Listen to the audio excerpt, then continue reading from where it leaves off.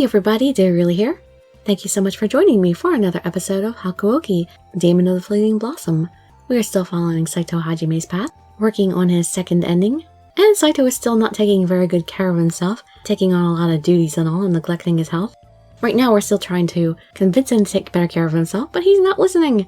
So let's shoulder on. You can just sit back, relax, and let me read you a story. The way he talked about it, it sounded as if he saw himself as nothing more than another tool, like a sword or a suit of armor.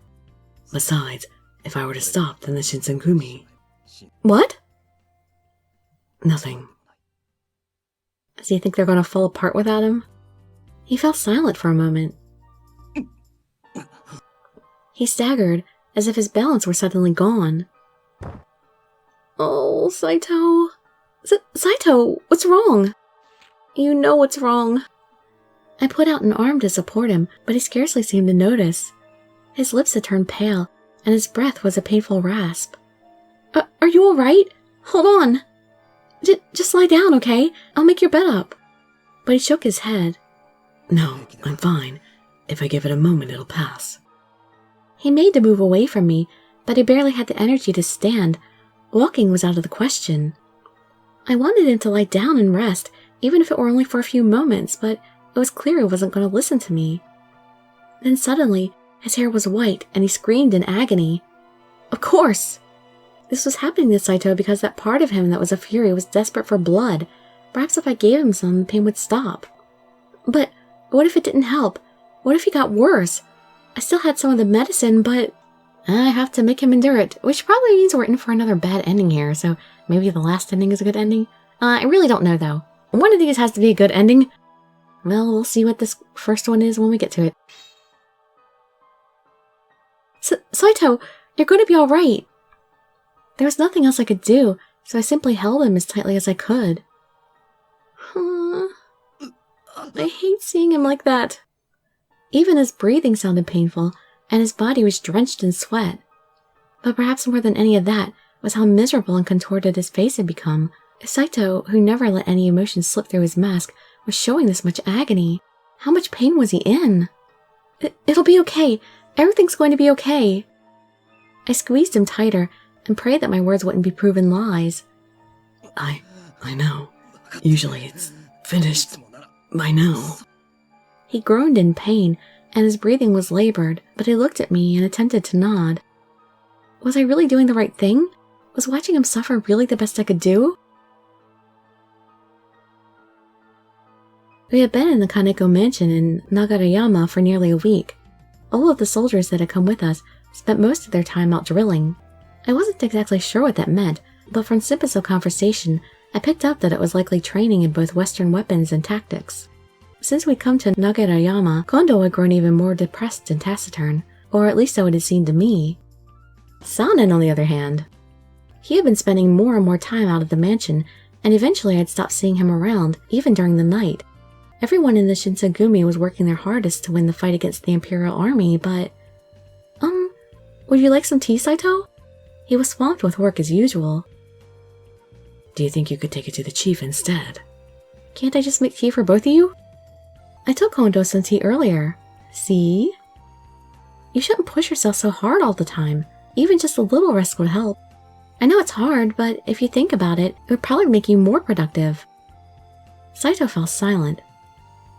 I placed the teacup on his desk, where it sat for several moments, steam curling gently from its mouth. Eventually he turned, looked at it, and then took a sip. You're really busy. It seems like you have even more to do than when we were back in Edo. He gazed down at the floor and said nothing for several long seconds. When he did speak, it was a quiet emotion that I couldn't quite identify. I thought that the Shinsengumi was a place where true warriors could gather. It was. After I was expelled from my domain, my sword meant nothing. It was the Shinsengumi who saw potential in me and put me back on the right path. I had thought myself dead as a warrior, but they brought life to that part of me. But now, Shinpachi and Sano, men who I considered to be true warriors, have left, and Kondo is losing the will to fight. The Shinsengumi, Shinpachi, Sano, Kondo, I thought they were united by the warrior spirit I sought, but now they've split. Why? Because good things just don't last. His voice was flat, Though that was nothing unusual, what was strange was the sudden empty melancholy that I heard as well. Shiei Hall and the Shinsengumi had accepted Saito for who he was. The claw he had spent a lifetime sharpening only to find rejected had been welcomed. But now, all of that was beginning to crumble. The Shinsengumi had not been part of his life, it had been his life, and now it was disappearing. Oh god, this is so depressing and sad, but it happens with like every group. I've been part of so many groups that were like so much fun for a while, but then they just disintegrate after a while. People leave, people don't have time for things, or people have fallings out. I mean, it's totally different from this, of course, but I mean, throughout history, there have been things like this that were like a good idea in the beginning and it worked out well, but then, like I said, stuff happens, and they eventually fall apart. And it's always horrible and sad. Well, I don't really know much about how to be a warrior, but I don't think there's only one right answer. He stared at me.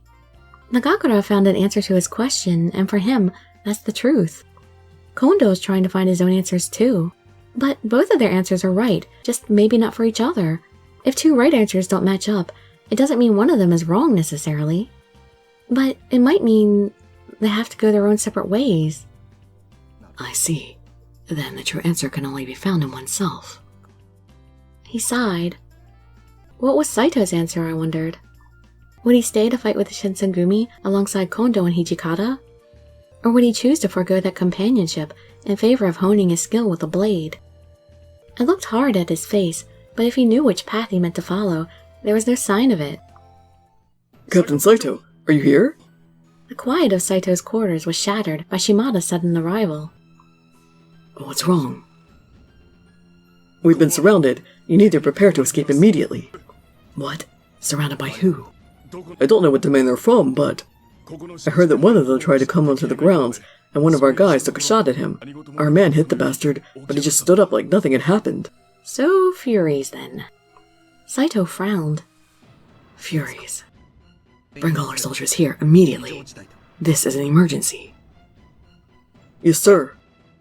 In only moments, all the Shinsengumi's remaining warriors had gathered in the hall. Where did they come from? We only just got here. Too soon for someone to have figured out what we were up to. This isn't just a good guess. Even Hijikata seemed to be at a loss. Wait, where are Sanin and Heisuke? I haven't seen them. Oh no. Aren't they still in their quarters? Shimada shifted uncomfortably as Saito turned to look at him. No, actually. We looked everywhere, but we can't find them. We thought they'd be sleeping, considering it's the middle of the day, but... The faces in the room turned grim as the implications of Shimada's words began to sink in. Saito and Hijikata looked especially unhappy. It was Kondo who finally spoke the word everyone was thinking. Traitors. Oh god, not Heisuke, at least. I can understand Sanin because he's just totally mad, but Heisuke? No one wanted to believe that could be the case, but given the situation, it was a depressingly likely suggestion. After all, what could anyone say to refute it? Our friends have left, and now our men are betraying us. There's only one person to blame for all this, isn't there? Me. His voice was quiet and miserable. There was a moment of silence, and then Kondo straightened his shoulders and lifted his head. I'll take care of this. I can buy you some time. It should be enough for you to get far away. Hijikata was the first to speak. Kondo, don't tell me you're... He turned and stared into Kondo's eyes, his own moving subtly back and forth, as if he were searching for something in the other man's expression that he couldn't find. Kondo only smiled. Hijikata's eyes widened for a fraction of a second. He pursed his lips and looked away. Saito, take the girl and the rest of the men and head for Aizu. Leave through the back. You should be able to get out without being caught. Saito had always obeyed orders without question, but this time he didn't move. Commander, I apologize for my impertinence, but I find it hard to believe that the two of you will escape this unscathed. We stand a better chance of surviving if we commit all our manpower to our defense. I would prefer to remain here. I want to stay too. How can I just run away and leave you to face them alone? Did I hear you two jokers right? You suggesting Kondo and me aren't good enough to fight off a couple of guys? A couple of guys? Saito ignored Hijikata's attempt to be flippant and remained silent. He ain't getting rid of us that easily. He must have sensed how Hijikata wasn't acting as he usually did. Then suddenly, Hijikata's expression softened into something almost approaching warmth. You're right. We stay here and fight, we might survive. But, if we all die here, who's going to carry on the name of the Shinsengumi? Saito's eyes widened a fraction. If we all die here trying to fight off those bastards outside, then we'll just go down in history as a bunch of crazy idiots who decided to get themselves killed fighting the Imperial Army. Sure, we're farmers, ronin, and generally just violent bastards who kill anybody the shogunate or Aizu don't like, but there's two sides to every coin, right? Saito, you're the only one who could survive to pass on our side of the story. Hijikata and Saito looked into one another's eyes for several long moments, and an understanding that was beyond words passed between them. At last, Saito inclined his head slightly and spoke. I understand. We'll meet again one day. Hijikata gave him a short smile. Right. We'll catch up with you in just a bit. You better... And that was that. We made our way to the back door as quietly as we could, and stepped out into the bright sunlight. Saito grimaced and threw his arm up to shield his face from the sun. Saito, are you alright? He ground his teeth, but nodded and squared his shoulders. Yes, everything's fine. This escape is our priority. He gestured forward, and we began to move, doing our best to stay silent and hidden. We were nearly in the clear when Shimada suddenly stopped. What? What's wrong? Look over there. Is that... Sanin? I followed his pointing finger toward the front gate of the Kaneko mansion. I knew it! There stood Sanin, talking with several men dressed in Western fighting clothes. He didn't seem to be distressed, and the men didn't appear to be threatening him. In fact... Those guns, they look like the ones the Imperial Army had. Then those men are from the Imperial Army? Why would Sanin be talking to them? You already know, Chizuru. They're too far away for us to hear what they're saying. Let's move closer. Maybe you should do that by yourself, because I think you're the only stealthy one here. Shimada and I nodded, and we made our way carefully toward the front gate. Not a good idea to bring me with you. I'm not stealthy enough. This way. All of the riflemen are currently out drilling. If you act now, you should be able to capture the leaders with relatively little effort. You jerk! You hear that, men? All their soldiers are gone right now. Go, capture their commanders. Yes, sir! They immediately broke into a brisk jog and headed toward the mansion. An ice-cold drop of sweat trickled down my spine. Our enemies had found us, and by the way Sanin spoke to them, the source of their intelligence was all too clear. It was seeing Kono guessed correctly. Saito's voice was low and troubled. There could no longer be any doubt that Sanin had guided them straight to us. Kondo and Hijikata needed to know. But what about Heisuke? Darn it, well, for this ending we have to continue toward Aizu, but I feel horrible about that. I want to warn them. Well, I don't know, Sanin might just be revealing himself in a second anyway. We don't have a choice, do we? We have to leave. My voice shook as I spoke, and tears sprang to my eyes. I wanted desperately to go back to Kaneko Mansion and tell Kondo and Hijikata what we just heard, but... Right.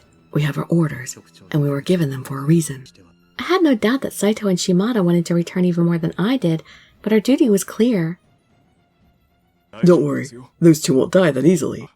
I'm sure they'll catch up with us before we know it. So let's get moving, huh? Alright. I pushed back my tears and turned toward Aizu. That was the longest day of my life. My mind ran through countless scenarios, all of them ending horribly. I tried to remind myself that Kondo and Hijikata were accomplished swordsmen, and that they would survive and catch up to us. As the day stretched on, however, it grew harder and harder to believe that might actually happen. Then, just as I was beginning to give in to despair... Sorry it took us so long. Never thought we'd end up leaving headquarters like this. Hijikata! Heisuke! My heart leapt to see them standing before me, safe and sound. Thank goodness you're alright. Shimada blinked rapidly, trying to hide the tears that had sprung to his eyes. But is this when Kondo surrendered himself to save us? Heisuke quickly explained that he'd been following Sanin and had met up with Hijikata after we'd left. I protected him and helped him get out of there. Pretty badass, huh? Pat yourself on the back, why don't ya?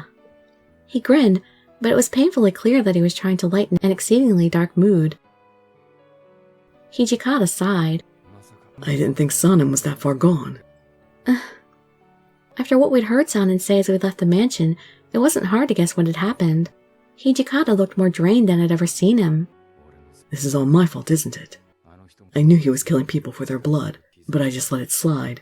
I should have done something. He actually knew Sanin was killing people for blood? It's not just you. I didn't do anything to stop him either. I'm sure we could have turned him around if we'd stopped him early enough. Well, I don't know about that. But I chose to act like there was nothing I could do. I told myself I was too busy to help him, and now it's too late. He half fell, half sat, and let his whole body droop. It looked as if he was about to cry. When he spoke, his voice was quiet. Where did Sanin go wrong? He drank the water of life because he couldn't use his sword anymore, and he thought that without his sword he'd be useless to the Shinsengumi. But he was still a warrior, even if he couldn't hold a sword. Our thoughts were all dark ones. If only we'd done this, or talked to him on that day, or realized something else. Hindsight showed our mistakes in painful clarity. Come on, guys, no use crying over spilled milk. This isn't getting you anywhere. Saito had stayed quiet for most of our commiserating, but at last he spoke up. Commander, where's the chief? No one had brought it up, because we all suspected we knew the answer. Hijikata frowned, his mouth almost painfully tight. He stared down at the ground and was silent for so long that we began to wonder if he'd heard Saito's question by the time he finally spoke. Kondo was captured. He did it so I could get away. No one said anything. In many ways, that was worse than what we'd imagined. In Kyoto, the Shinsengumi led by Kondo had killed hundreds of imperial nationalists. They had nothing but hate for the Shinsengumi, and for good reason. Death in battle would have been sad, but it would have been fast and honorable. In the hands of men who hated him and everything he stood for, what horrible fate awaited Kondo? But when Hijikata looked up, I could see a fire burning in his eyes. That's a good look for you. But he's not dead yet. We've still got a chance. I'm not going to sit on my ass and watch him die. I'm damn stubborn, and I'm going to do whatever it takes to get him out of this. It sounded as if he was trying to convince himself as much as he was trying to convince us. Saito, can you take the men to Aizu? Yes, but... He doesn't wanna, he wants to help. Don't worry about Hijikata. I'll protect him. He grinned and thumped his fist against his chest. Yeah, 2 men against the world. Sounds like a perfect idea. I couldn't tell if Saito was relieved by Heisuke's bravado or not, but it seemed to satisfy something. Very well. We will move on then to Aizu. Good. I trust you, Saito. That night, I couldn't seem to fall asleep. Even after everyone else had drifted off, I lay there wide awake and thinking. I stared up at the night sky, thoughts running and tumbling through my mind at breakneck speed. I wasn't sure how long I lay there before I heard someone get up. Time for a nighttime tryst? Pretending to turn in my sleep, I moved myself to try and see who else was having trouble. It was Saito. He moved like a shadow as he left the camp, taking care not to make a sound. What was he up to? Was he going off by himself again to gaze up at the sky tonight? After a moment of consideration, I rose and followed him. He looked so sad. When I found him, he was looking up at the stars, just like I suspected he'd be, just as he'd done that night in Kofu. Saito. He turned around at the sound of my voice. Haven't I told you not to wander around alone at night? But I'm not alone, I'm with you. His words were as harsh as ever, but something in his voice made me think that his heart just wasn't in it.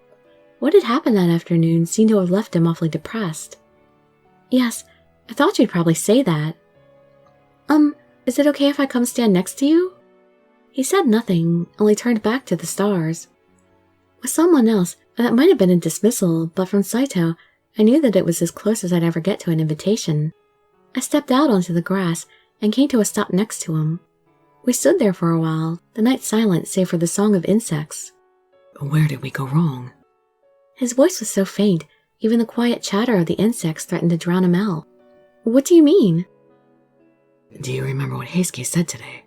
That Sanin had lost his way. I was trying to figure out just when that moment was. Saito seemed to be talking to himself. I wasn't sure he even remembered I was there. Sanin was a true warrior once. When did he stop? Well, I wasn't sure how to answer that. Indeed, I wasn't even sure there was an answer. Still, I felt I had to say something. I think the only person who can really say that he made a mistake is Sanin himself. And maybe it wasn't just one mistake, you know? Maybe it was a lot of small mistakes, so small that he didn't even notice them himself. And they just kept piling up, until one day there was just too many of them for him to ever go back. Saito said nothing at first, only stared at me with an expression I'd never seen before. Then, perhaps someday I might become just like him. What? What do you mean? I'll lose myself to the lust for blood, and my sanity will disappear. I'll turn on my fellow warriors that I've known for years. My conscience will cease to bother me. I'll forget what's right. Eventually, I'll forget who I am. Someday.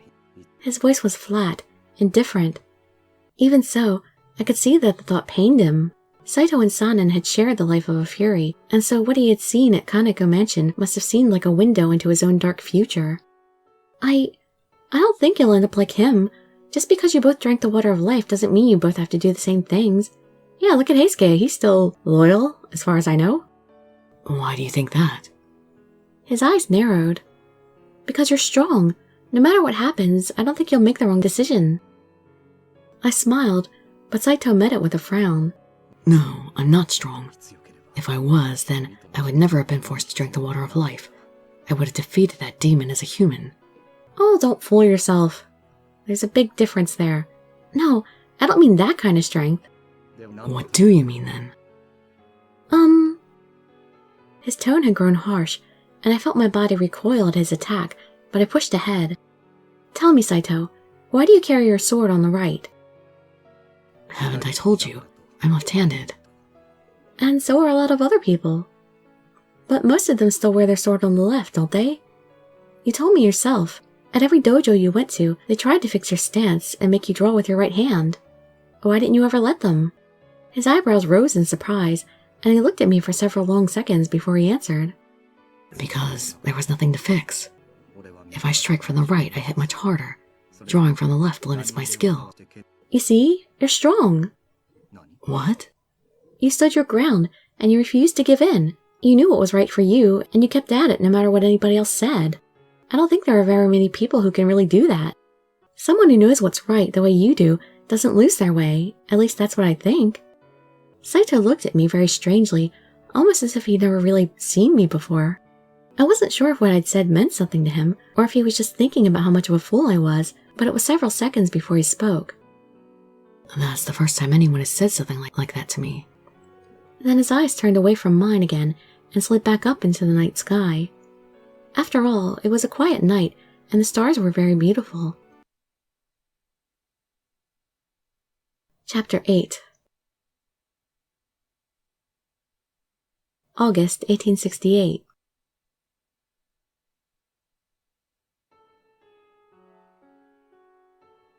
While we were on our way to Aizu, things began to change. The soldiers who'd been working to overthrow the shogunate started claiming they were officially sanctioned by the government, and we were branded rebels and traitors. The Shinsengumi came under attack in Nagirayama and scattered. We lost contact, and none of our remaining forces knew what the others were doing, or even if they were still alive. The most we could do was move forward and hope for the best. Saito gathered what men we had left and made for Aizu. We heard that the men who'd fought against the Koyo Regulatory Company headed north to fight against men from the northeast. The Aizu domain was seeing the worst of the fighting. I held on to a silent hope that Nagakura and Harada might return to the Shinsengumi, but they never did. Later, they joined with another group of men and headed for Aizu themselves. Such was the situation when we finally arrived in Aizu with what remained of the Shinsengumi.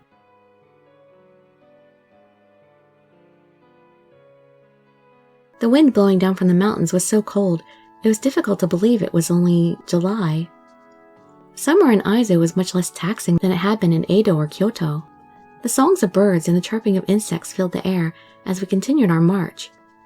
It was on one such fine day that we encountered a man we hadn't seen in months. Been a while. Sorry for being so late. We were starting to get worried you might have been robbed out by the Imperial Army before we could meet up with you. Good to see you two again. Well, we'll be ending the video there. Sorry if it's a little bit short. I'm having a lot of trouble with my voice tonight. I'm being very croaky. I shouldn't have even kept up this long, but I just needed to get some recording done.